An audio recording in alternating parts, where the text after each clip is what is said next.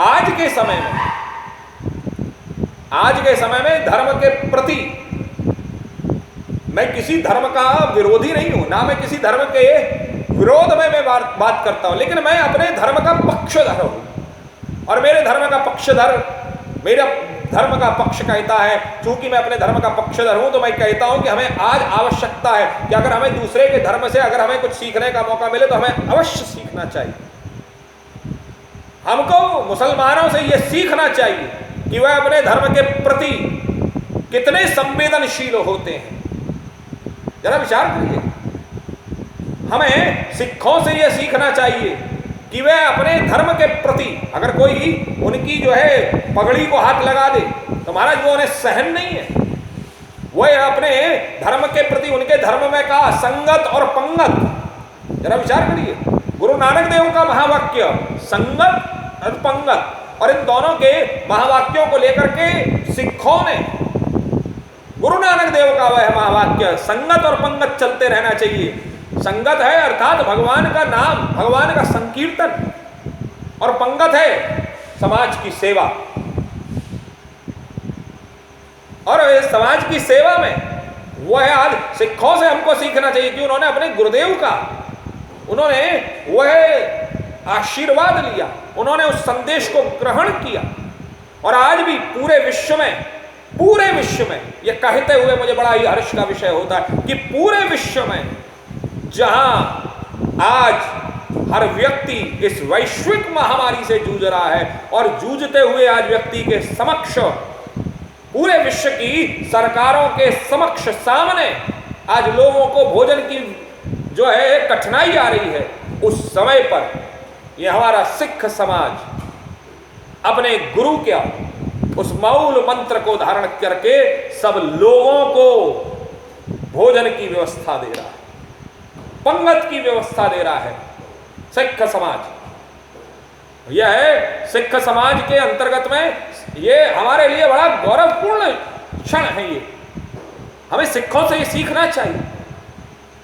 केवल हम हिंदू हैं, मैं सब हिंदू हूं, मैं सनातन, ऐसे काम नहीं चलेगा। झूठे बर्तन मांजते हैं हम लोग तो। वह है सिखों के, यहां पर आप जाइए गुरुद्वारे में, स्थिति क्या है, बड़े से बड़ा ऊंचा करोड़पति, अरबपति, खरबपति अगर क्यों ना हो, वीआईपी क्यों ना, जूता पॉलिश करता, लेकिन वो वहां पर जूते की सेवा देता है।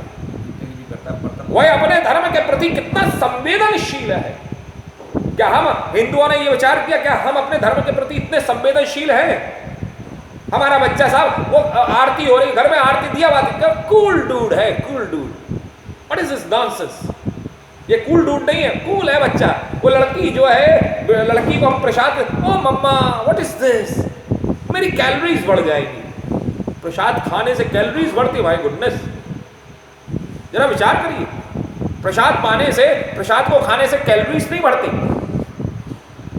प्रसाद को खाने से कैलोरीज का, या हम अपने बच्चों को अपने धर्म के प्रति, मैं आपके ये नहीं कह रहा हूं कि आप अपने बच्चों को धर्म के प्रति कट्टर बनाइए, बल्कि धर्म के प्रति संवेदनशील बनाइए। हम दूसरे के धर्म का आदर तभी कर पाएंगे जब हमें अपने धर्म का मालूम होगा, जब मुझे अपने धर्म की परंपराओं का, जब मुझे अपनी धर्म की संस्कृति का, जब मुझे अपने धर्म का इतिहास, धर्म के इतिहास का पता होगा, तब ही मैं दूसरे के धर्म को जो है सम्मान कर पाऊंगा।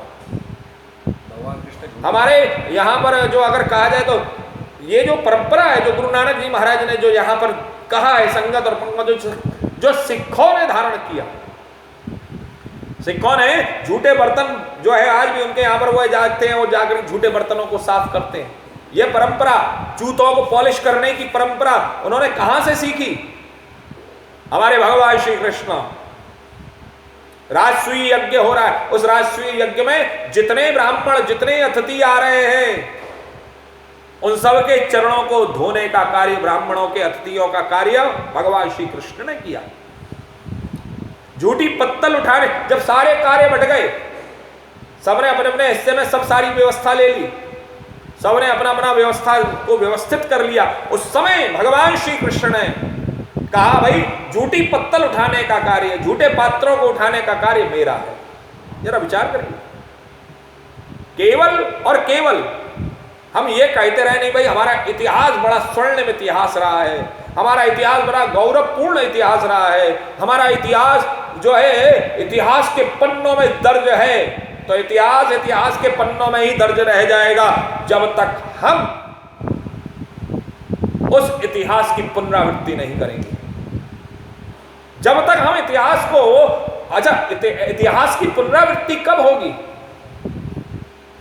जरा विचार करिए। इतिहास की पुनरावृत्ति भी तब होती है जब हम इतिहास को जानते हैं कि हमारा इतिहास ऐसा था। इतिहास की पुनरावृत्ति भी तब होती है जब हम ये समझते हैं कि हमारा इतिहास में हम इतने ओजस्वी, तेजस्वी और हम विश्व को संदेश देने का कार्य करते हैं, तब हमारे इतिहास की पुनरावृत्ति होती है। ये जो हमारे पुराण हैं, जितने भी हमारे 18 पुराण हैं, श्रीमद भागवत है, महाभारत है, ये तो पंचम वेद कहा गया है महाभारत, ये है पंचम वेद है महाभारत। और ये जो हमारे जितने भी पुराण है ये हमारा इतिहास है, दिस इज द हिस्ट्री,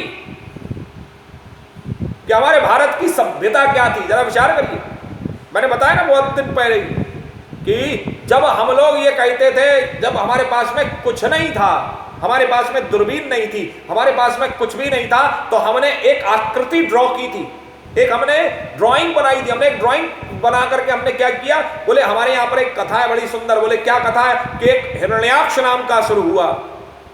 ये I am talking about the past. मैं कुछ बहुत 100 साल पहले की कथा बता रहा हूं।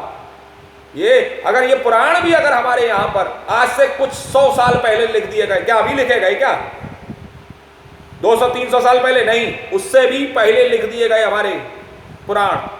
और जब पुराण लिख दिए गए तो उस समय पर स्थिति क्या हुई, जरा विचार करिए आप लोग, कि उसमें एक हमारे यहां बड़ी सुंदर कथा आती है कि हिरण्याक्ष ने ले करके पृथ्वी को दबा दिया मल में। तो उस समय शुक्र अवतार हुआ भगवान नारायण का। भगवान नारायण ने शुक्र अवतार लिया और शुक्र अवतार लेकर के भगवान ने मल में से पृथ्वी को जब निकाला तो पृथ्वी गोल दिखाई गई।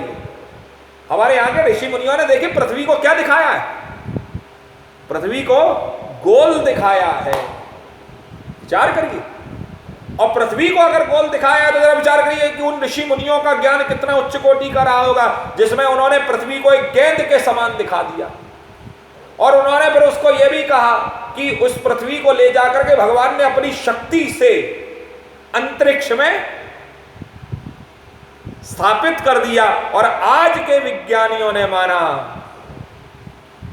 आज के विज्ञानियों ने माना, वैज्ञानिकों ने माना कि नहीं, अंतरिक्ष में पृथ्वी बिना किसी आधार पर टिकी हुई है। और वो पृथ्वी कैसी है, वह पृथ्वी गोल है।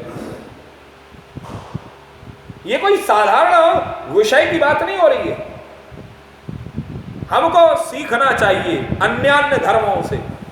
और वह धर्म कोई भी हो सकता है, अच्छाई किसी भी धर्म की आप लीजिए, उस अच्छाई को ग्रहण करने में हमको ईसाई धर्म से हमको यह सीखना चाहिए कि वो अपनी गलती को स्वीकारते भी हैं। कन्फेशन रूम में जाते हैं और कन्फेशन रूम में जाकर के वह अपनी गलतियों को वहां पर कहते हैं, फादर मैंने ये किया, I am sorry for this. तो फादर उनको कहता है नहीं चिंता मत करो, तुमने अपनी गलती को स्वीकारा है, ईश्वर तुम्हारे ऊपर कृपा करेगा। किसी को भी अपनाओ। उसमें उन्होंने वो बड़ा सुंदर भाव दिया गया। ये बात किसने बताई? ये बात तो हमारे यहाँ पे वर्णित है कि अपनी गलती को स्वीकारिए आप। ईसाई समाज का, ईसाइयों से हमें ये, ईसाई समाज से हमें सीखना है, सबको अपनाइए, सबको अपने स्वीकार करिए। हमारे यहाँ पर ये परंपरा तो पहले से ही है, वसुदैव कुटुंबकम। तो विषमताएं आई कहां से? प्रश्न अब ये उठता है कि ये विषमताएं आई कहां से? क्या ये विषमताएं हम ही लोग, अक्सर करके लोग ये कहते हैं